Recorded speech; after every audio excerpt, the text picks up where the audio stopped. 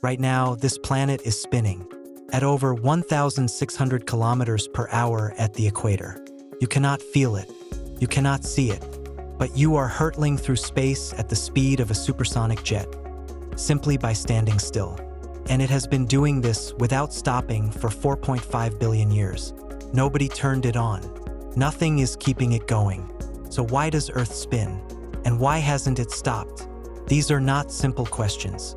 The answers connect to the birth of our solar system, the death of stars, the formation of the moon, and the very reason days and nights exist. Welcome to Why.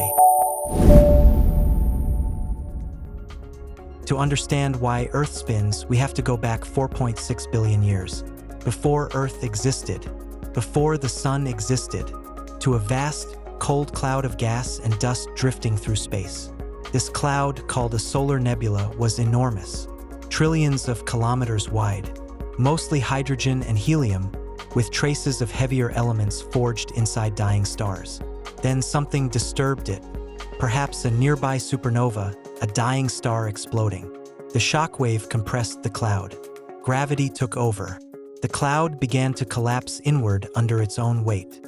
And as it collapsed, it began to spin. This is not unique to our solar system. It is basic physics. When a rotating cloud of gas collapses inward, like a spinning ice skater pulling in their arms, the rotation speeds up. Conservation of angular momentum. The cloud spun faster and faster as it contracted. Most of the material fell toward the center, forming the sun. The remaining material, a flat spinning disk, became the planets. Earth formed from that disk. It inherited the spin of the original cloud, spinning in the same direction the cloud rotated. A rotation that has never stopped. Here is a question most people immediately ask. If everything slows down eventually, a spinning top, a rolling ball, why hasn't Earth stopped spinning in 4.5 billion years? The answer is space itself. Friction requires something to rub against. A spinning top slows down because it rubs against the air and the surface beneath it. A rolling ball slows because of friction with the ground. But Earth spins in the vacuum of space. There is almost nothing to rub against.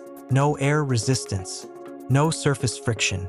In the vacuum of space, a spinning object will spin essentially forever unless something acts on it. This is Newton's first law. An object in motion stays in motion unless acted upon by an external force. Earth has been spinning since its formation, and in the near-perfect vacuum of space, almost nothing has stopped it. Almost nothing, but not nothing. Earth is slowing down, extremely slowly, almost imperceptibly, but it is slowing. Earth is slowing, and the culprit is the moon. The same moon that stabilizes our seasons and creates our tides is also, very slowly, stealing Earth's spin. Every day on Earth is slightly longer than the day before. Not by much, by about 1.4 milliseconds every century. Over billions of years, this adds up enormously. When Earth was young, a day was only 6 hours long. The moon's gravity pulls on Earth's oceans, creating tidal bulges. These bulges are not perfectly aligned with the moon. The moon pulls back on these bulges, creating a slight braking force on Earth's rotation, like a hand gently gripping a spinning wheel. This tidal friction is slowly transferring Earth's rotational energy to the moon. As Earth loses rotational energy, it slows. As the moon gains that energy, it moves slightly further from Earth, 3.8 centimeters further every year. In several billion years, Earth's rotation will slow until a day lasts as long as a month. Earth will become tidally locked to the moon, the same side always facing it. Just as the moon always shows us the same face today. Earth does not spin perfectly upright. It spins at a tilt of 23.5 degrees. And that tilt, which gives us all our seasons, came from a catastrophic collision. Early in Earth's history, around 4.5 billion years ago, a Mars-sized planet called Theia slammed into the early Earth. The impact was oblique at an angle not head-on. It was this impact that gave Earth its current axial tilt of 23.5 degrees, the same impact that created the moon. Before this collision, Earth may have spun differently, perhaps more upright, perhaps wildly tilted. We will never know exactly. The collision reset everything. The debris from the impact formed the moon. and the angle of impact locked Earth into its current 23.5-degree tilt, which the Moon has since stabilized. This tilt is not a flaw.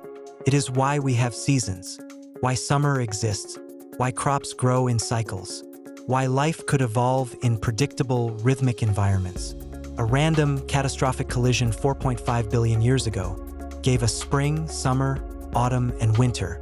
To truly understand why Earth's spin matters, imagine what would happen if it suddenly stopped.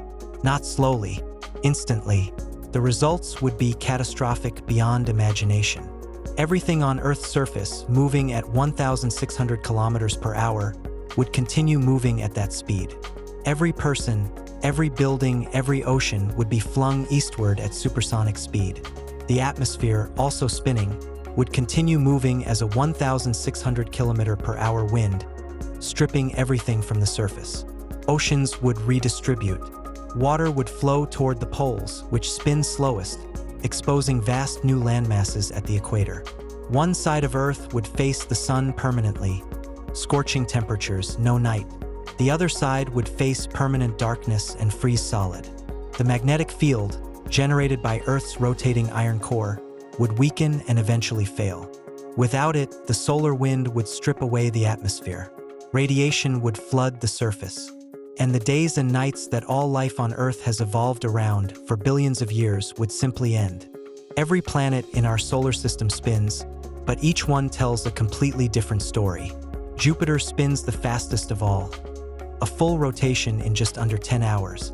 It spins so fast that it bulges visibly at the equator. It is noticeably wider than it is tall. This rapid rotation drives its famous massive storm systems. Venus rotates in the opposite direction to Earth.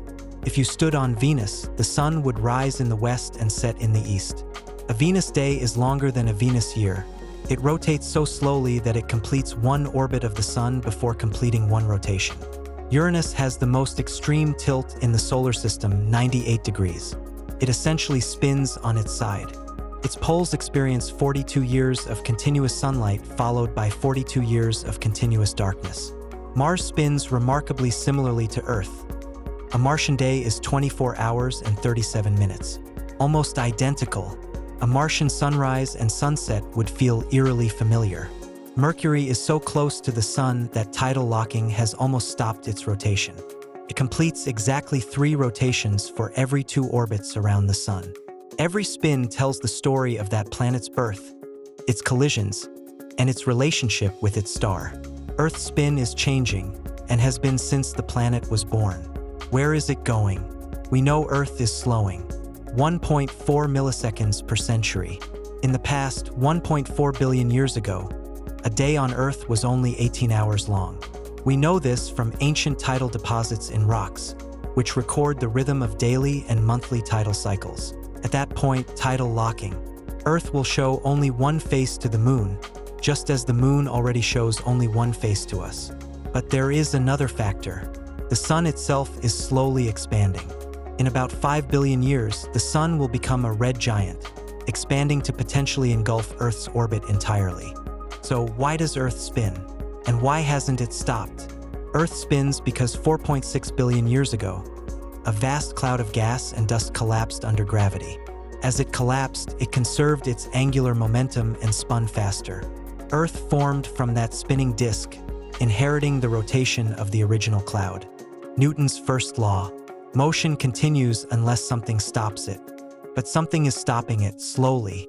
The Moon's tidal friction, 1.4 milliseconds per century. Earth is winding down in geological slow motion, and the tilt that makes our spin give us seasons came from a catastrophic collision 4.5 billion years ago. A random, violent impact that accidentally gave life on Earth its most precious gift: rhythmic, predictable seasons. You live on a spinning world. That spin gives you day and night. It gives you seasons. It powers the magnetic field that protects you. It generates the weather that sustains you. And it all started with a collapsing cloud of gas 4.6 billion years ago. Day and night, seasons, the magnetic field, the weather, the rhythm of all life on Earth. All of it from a spin inherited from a cloud of stardust 4.6 billion years ago. Next week on Why, we ask a question that made the world furious in 2006. Why was Pluto removed from our solar system? It was a planet for 76 years. Then one day it wasn't. What changed? And was the decision right? If this video made you feel the spin of Earth differently, subscribe to Why. Share it with someone who deserves to see the planet differently too. Because why is always worth asking.